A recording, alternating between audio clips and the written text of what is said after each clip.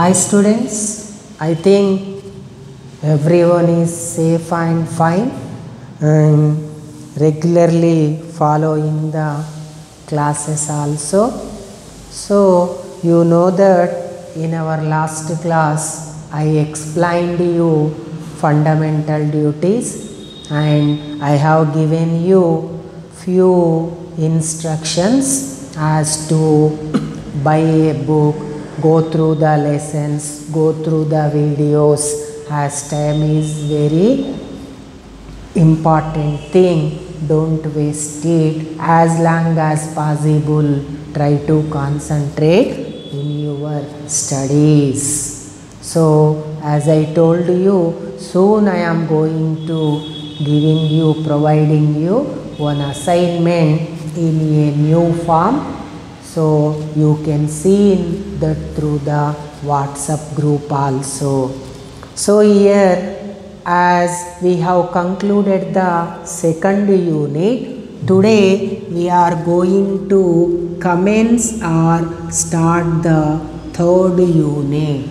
So here there is a quite difference between the first, second and third unit. First unit is related about the aspects, historical aspects of the constitution and constitutional development procedures in our country. How it came into force, what are the characteristic features of constitution, what happened before the independence period, what are the major incidents during Indian national movement. These things we have discussed in our first unit. In the second unit, we discussed few important things, that is fundamental rights, directive principles of state policy and fundamental duties. And also I said you that just I specified 3 examples only, more 8 fundamental duties are there. Just try to get them and try to read out them so that you be able to understand. Other than these 3, what are the 8 fundamental duties included in our constitution also.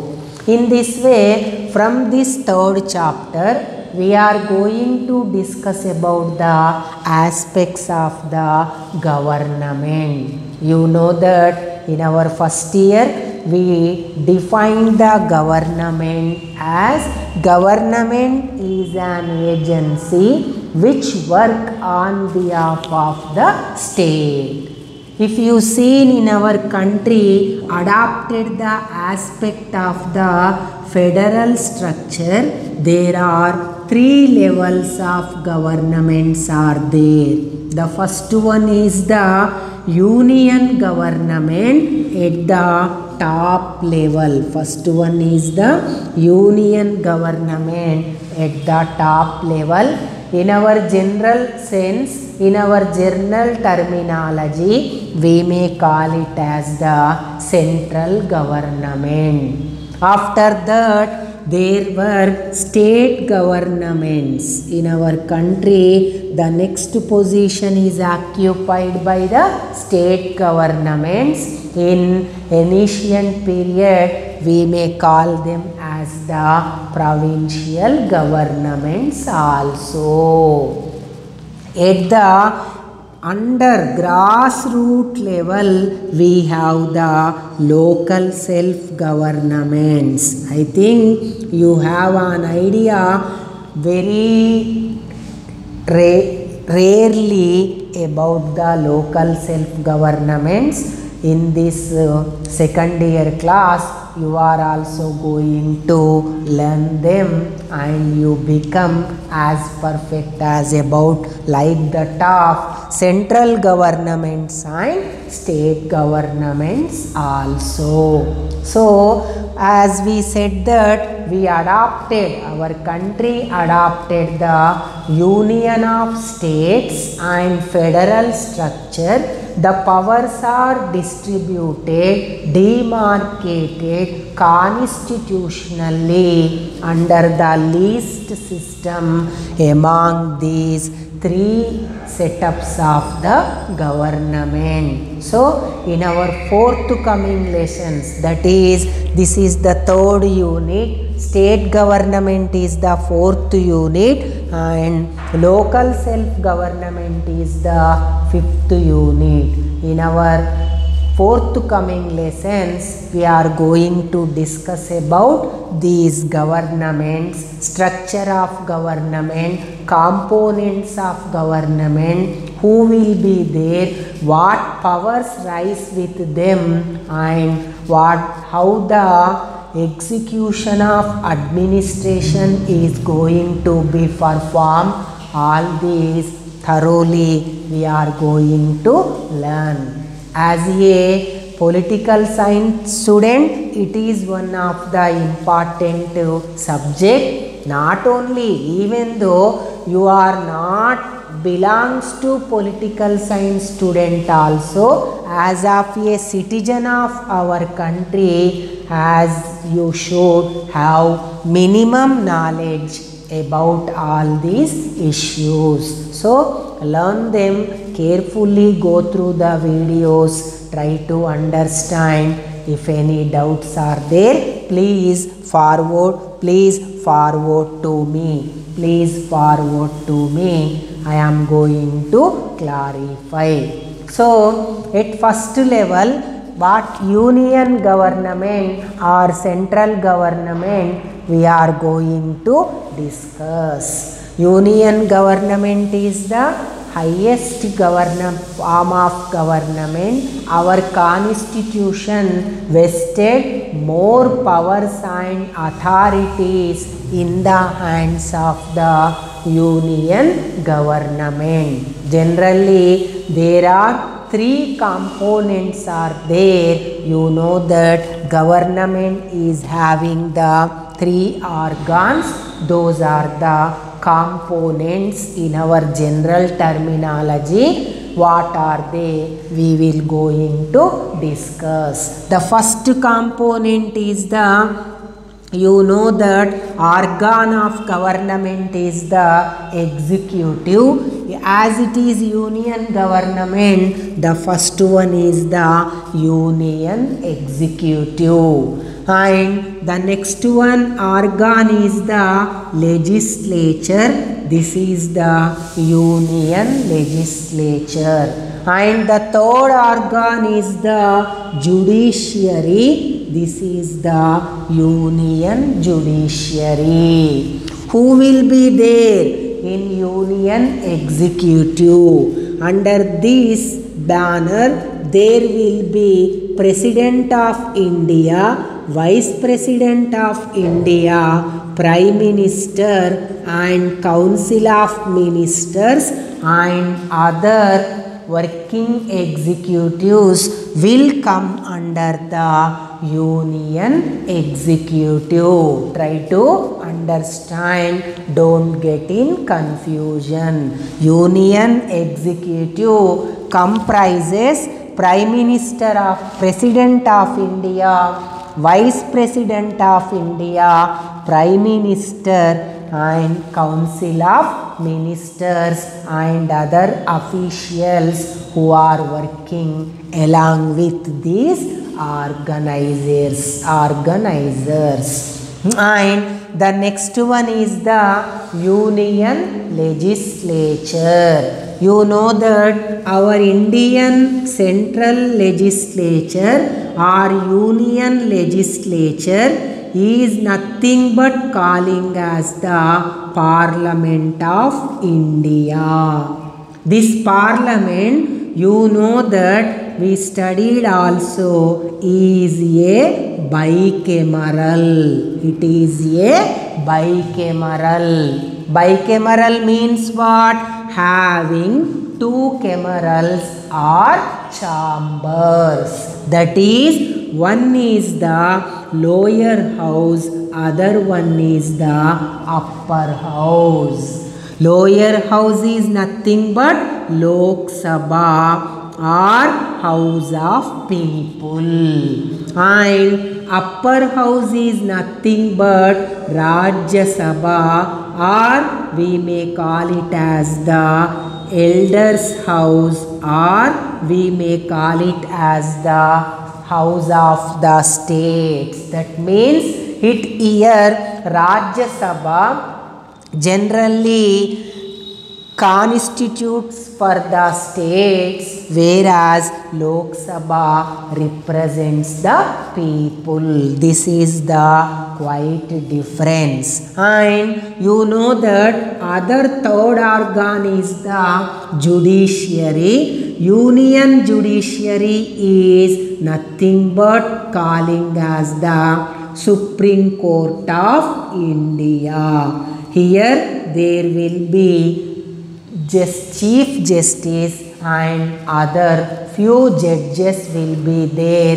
This jurisdiction of the Supreme Court is extended to all over country. This is the basic components of the union government. Union executive, union legislature, union judiciary. These are the components of the union government. From today onwards, we are going to discuss slowly every organ of union government and try to get the knowledge, subject concepts over these aspects. So, as I told you, the first component is the union executive. Under union executive, there are President of India, Vice President of India, Prime Minister and Council of Ministers and other higher executive administrative officials will be there. In our today's class, we try to give the introduction part to the President of India. You know that generally President of India is the first citizen of our country. He is the caretaker of our government and country, and he is considered as the head of the state. Here don't get confused. There will be constitutional head and head of the state will be there. Constitutional head is the Prime Minister, head of the state is the President. Here we are discussing President. So concentrate and remember that President of India is the head of the state. He is the first citizen of our country. In particular, as a citizen and at a macro level, as of a president of our country, he always take concern, care of our country and government. Okay, this is the basic introductory part. Okay, anyone who want to become President of India, what are the basic qualifications required, or who are eligible to contest as a president in our country? The citizens of India, those who possess these qualifications, they can contest as the presidency or for the post of the president. The basic qualifications required are: the person should be a citizen of India. I think he should be a citizen of India. You understood. The alliance migrated people never be qualified. to contest for the post of the president. And the next one, he shall have completed the age of 35 years and above. That means he should cross this age. If above is also there, no problem.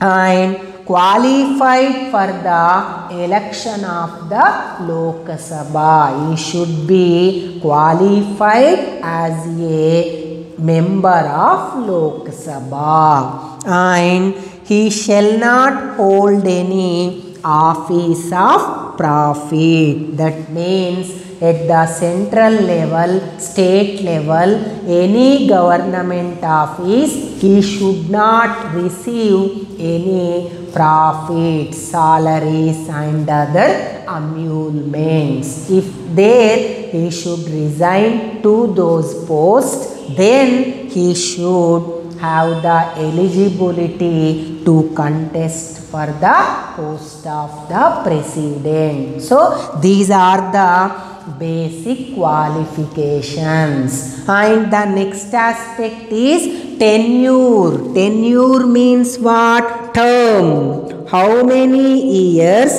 the president is going to be in that post.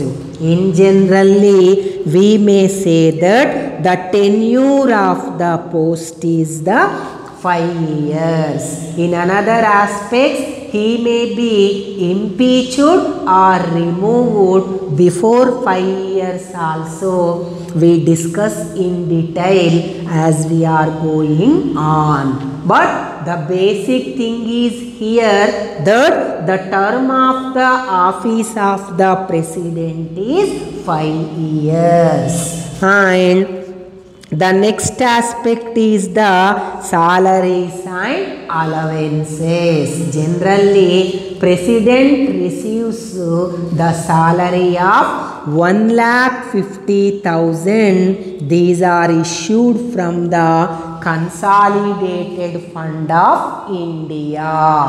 And after, along with 90,000 other emoluments also, he will be eligible to receive. Not only that, he will be provided with a free residential facilities. You know that in Delhi, his residence is called as the Rashtrapati Bhavan. Along with that, he may come sometimes to other areas like in Secunderabad and in Simla also. These Rashtrapati Bhavans are there. According to season time, he is going to reside and visit those Secunderabad and Simla places. This is regarding about the salary. And the next aspect is the impeachment of the procedure. Impeachment of the President of India.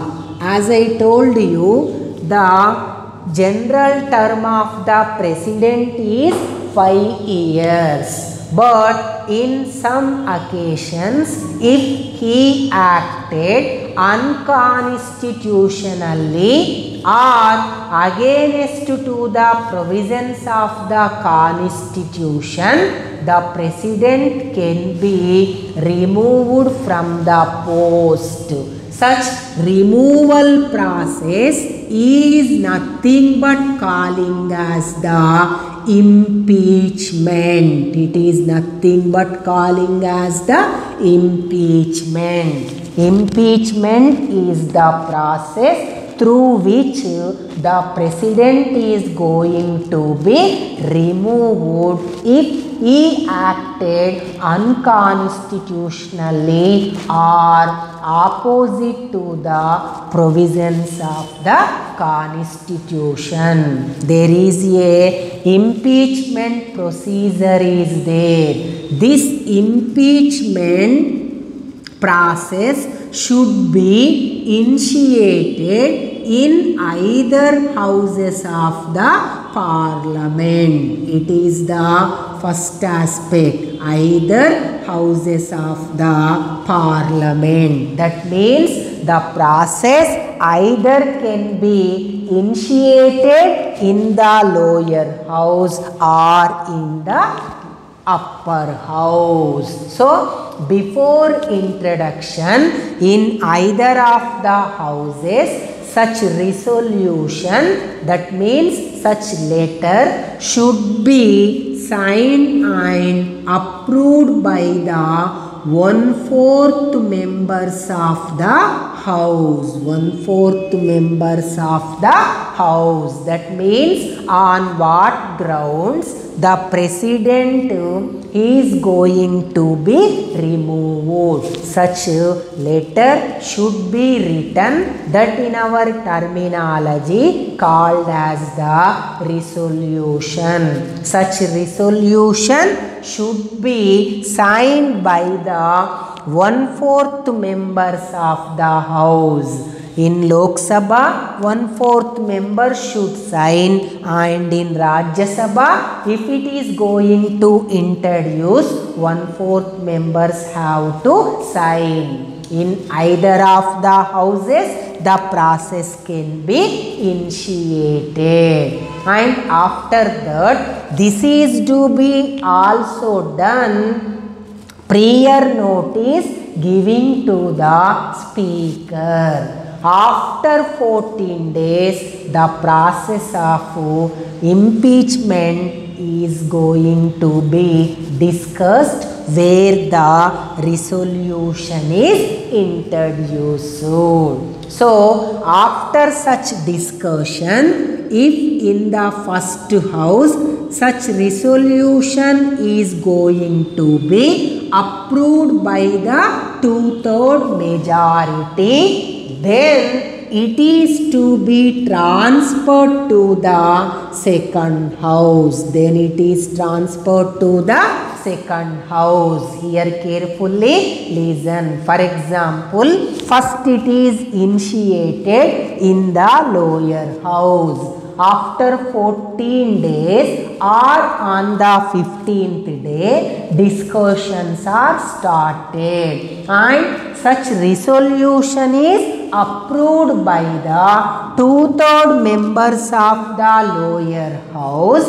Then it is to be transferred to the other house, that is the upper house. In this way, after completion of this process in the first house, this is to be transferred to the second house.